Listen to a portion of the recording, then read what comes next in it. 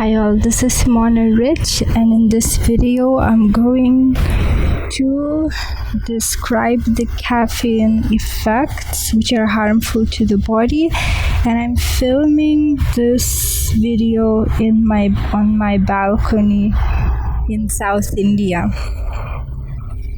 Since I had to stop my estrogen supplementation because my thyroid stimulating hormone level is low, I was afraid that my problem of dry eyes and dry throat would return, because the problem that I had with throat and eye dryness disappeared when I started supplementing estrogen. So I was trying to think of how I could prevent this internal dryness from coming back, since, as I said, I discontinued estrogen, so that to see if the thyroid stimulating hormone level becomes normal after the discontinuation of this hormone. I was trying to think how I could prevent this internal dryness, and my research led me to medical and news articles about how caffeine interferes with hormone production in the body and how it may cause internal dryness.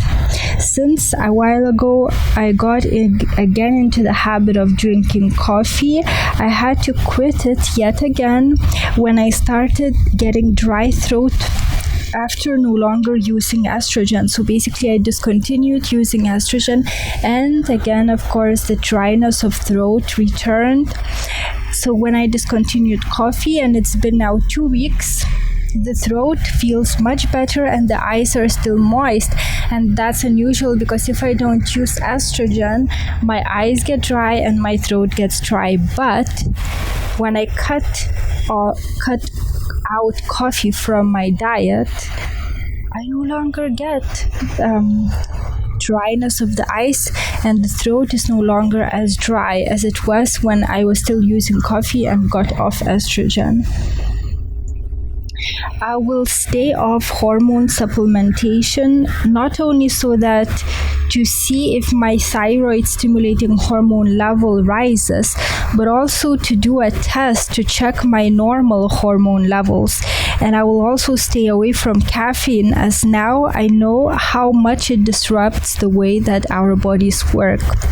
After 2 weeks of not drinking caffeine, I don't feel any need to go back to it, yet around a week of not drinking it, after around a week, I experienced an energy low one day, but I don't know if I can attribute that to no longer having caffeine in my diet. But I was never really obsessed about coffee, having only 1 or 2 lattes, and usually weak once a day. So I wasn't like hardcore coffee drinker, drinking coffee all the time, not being able to function without it. Yet, as you will find out, if your hormone levels are already low, like because of the vegetarian or vegan diet, coffee can affect you in a much greater way than someone with normal hormone balance. So in this article, I'm sharing with you my research about what caffeine does to the body, the facts that are usually less known, especially how it interacts with hormones. The intake of caffeine can reduce the amount of lubrication the body produces, leading to dry eyes, throat, and skin. And I give the source to this claim. So this article that I'm reading out, this is my written article, is full of sources of research that I did. And usually I refer to some medical websites or some studies done. So if you want to check which research I'm quoting from, you should go to my website to read this article, and you will find its link in the description box below this video. Caffeine increases the risk of osteoporosis. It decreases bone mineral density, negatively influences calcium absorption, and increases the risk of bone fracture, especially in women who have low levels of estrogen. And I always notice that when I start drinking coffee, when I go downstairs, I could hear like like joint popping sounds, like joint crackling almost, you could say. But when I go off caffeine, that sound significantly reduces. So that usually just happens when I go downstairs, not when I just climb stairs. But I did notice significant change in that regard. Estrogen not only takes care of bones, but skin humidity as well. So it's well known by women usually that estrogen keeps the bones strong, but it's less known that skin humidity is affected by estrogen levels as well. So if, for example, your estrogen levels are low and you drink coffee, it contributes to the dryness of skin, which of course leads to aging. And of course, it contributes to the loss of bone density. There was a dubious study done about the possibility of caffeine reducing estrogen levels with mixed results. That was because they didn't use pure caffeine powder, but coffee and other caffeinated beverages to test their theories. Therefore, the results proved to be unreliable, in my opinion. So basically, that particular study I'm referring to checked estrogen levels of women drinking caffeine versus those who don't, and they found that it lowered estrogen levels in females of the white race and raised estrogen levels in females of the Asian and black race. But the results were a little bit confusing. And I think that's because they did not just purely use caffeine powder to check that, but used coffee and other caffeinated beverages. So other substances may have affected the levels of estrogen too. So it wasn't a well-planned study. WebMD has an article about how caffeine disturbs blood sugar hormone. Insulin is the hormone that regulates our blood sugar. It's been discovered that caffeine affects how it works. Caffeine increases blood pressure and stimulates the release of stress hormones. These hormones affect insulin and blood sugar. In a study where healthy participants were given pure caffeine on a daily basis, it was discovered that caffeine makes our bodies less able to take blood sugar into our cells to be used for energy. This ability was reduced by 15% after caffeine intake. Caffeine instantly improves the mood by stimulating dopamine, I don't know how to pronounce that. Yet in the long term, you will end up worse off as it keeps depleting serotonin. Serotonin is very important for the body as it regulates many bodily functions like sleep cycles, pain control, carbohydrate cravings, digestion. So in the end, it will deplete serotonin and it actually will lead to so many more problems, and also it can lead to really low moods. Caffeine prevents the production of some neurotransmitters. It's quoted from, again, one source. The moment that we take that first sip of coffee, caffeine quickly moves through the bloodstream and triggers a release of catecholamines, adrenaline, and noradrenaline. At the same time, caffeine in coffee suppresses the appetite, which inhibits the body's ability to produce more neurotransmitters. The way that caffeine makes us alert is again very interesting. It binds itself to the proteins responsible for the feeling of drowsiness. So we no longer feel drowsy. So it's not that it eliminates drowsiness, like people think that caffeine eliminates drowsiness. It's not. It just no longer makes us feel that we are drowsy. So the body can be very tired, yet not aware of it. It's, I guess, similar to how paracetamol works. It blocks chemical messengers in the brain, which tells us that we are in pain. So that's dangerous because pain notifies that we have to do something about the situation, that there is some problem that we have. And if we just dull the pain, we are not dealing with the problem. And the same applies to caffeine. If we are tired, we have to take rest. But if we don't, and if we keep drinking caffeine, it will just not give us the signal that we are tired, but we should rest that time, because if we don't, our immune system is lowered and then we can get sick much faster. Interestingly, those inhibited by caffeine proteins responsible for the feeling of drowsiness are ineffective. So the brain creates more of them, which means that people will need to take more caffeine in order not to feel drowsy as the time goes by. So those proteins makes us alert us that we are tired are inhibited by caffeine, and because of that, body produces more of them. So if we don't drink caffeine, we will feel even more tired. So it imbalances the body in this way. Caffeine can cause thyroid problems as it can exhaust adrenal glands, leading to a more sluggish thyroid function. Coffee can create sugar cravings because caffeine binds to the receptors in our brain for adenosine, not sure how to pronounce that, which is responsible for a fuller tasting of sweetness. So I guess the body naturally wants to balance the sweetness deficiency by tempting us to eat sugary treats. If we drink coffee after eating, caffeine will keep blood sugar levels higher than normal, which may cause problems for people with diabetes.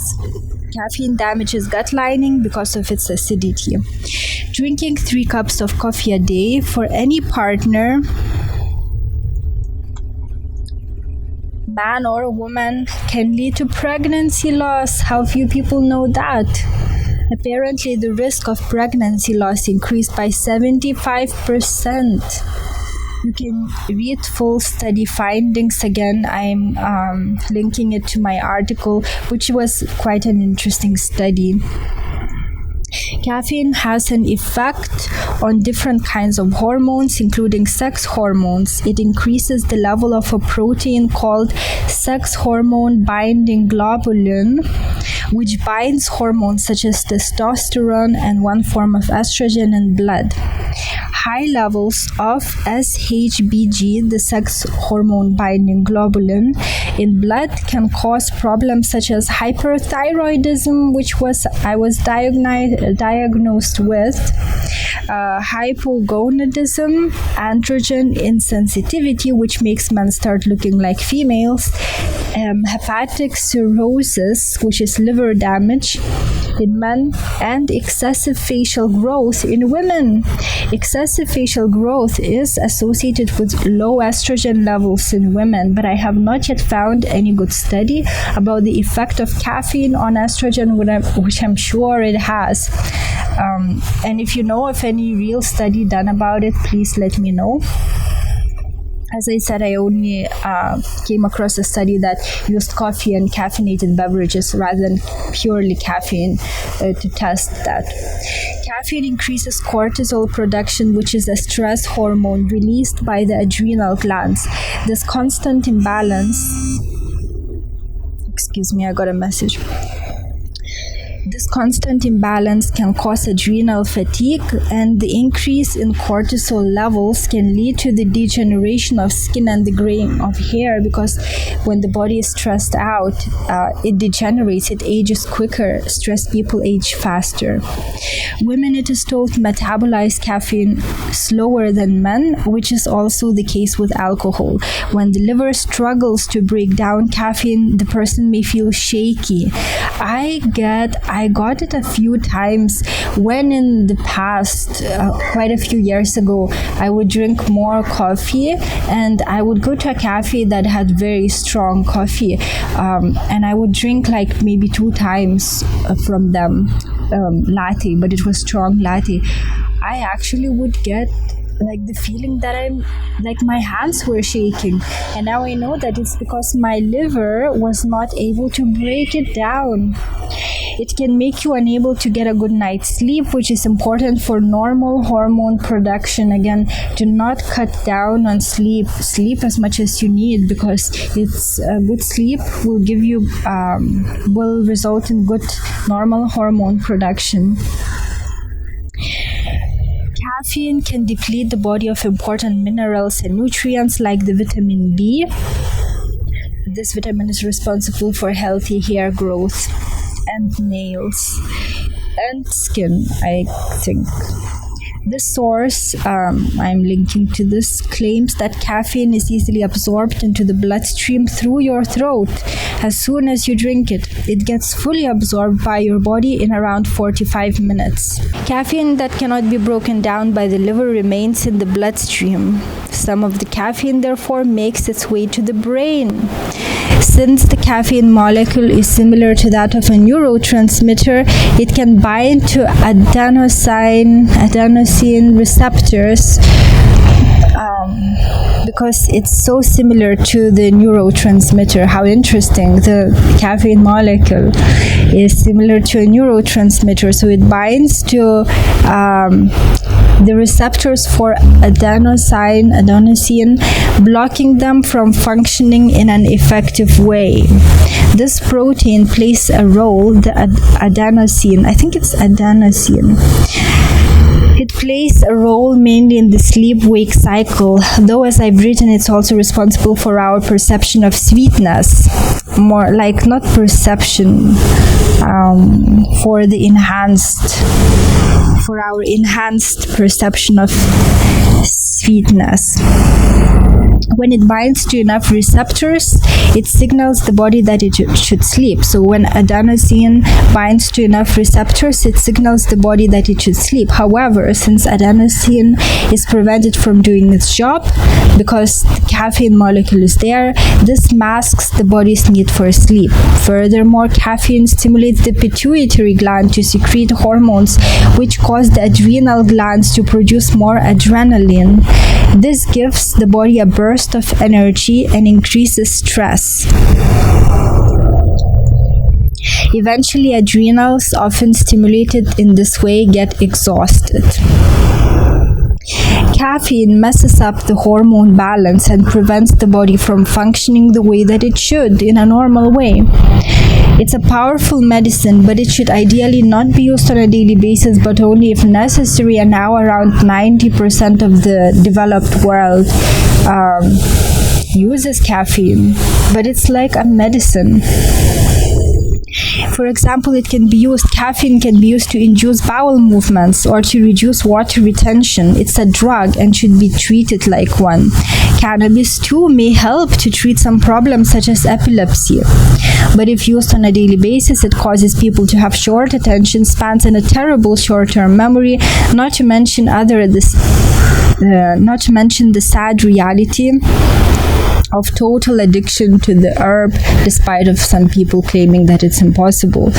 The same goes for any other drug that's abused. Sugar is also a powerful drug, but some drugs are freely available, whilst for the possession of some addictive substances, you can even get a death sentence in some countries. I guess the governments want to monopolize the distribution of expensive drugs, such as cocaine, as a result of their greed. I hope people realize by now that governments aren't limiting such drugs for the health of people. Otherwise, they would never sell sugar, they would never allow sugar, cigarettes, alcohol, or caffeine to be sold.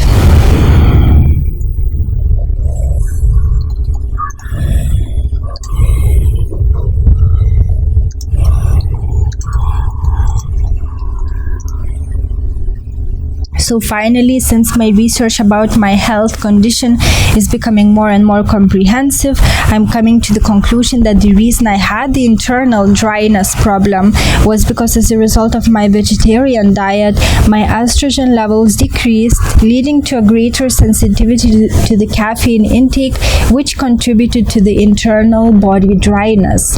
I'm concluding this way since after I stopped using estrogen, I very quickly got a dry throat problem.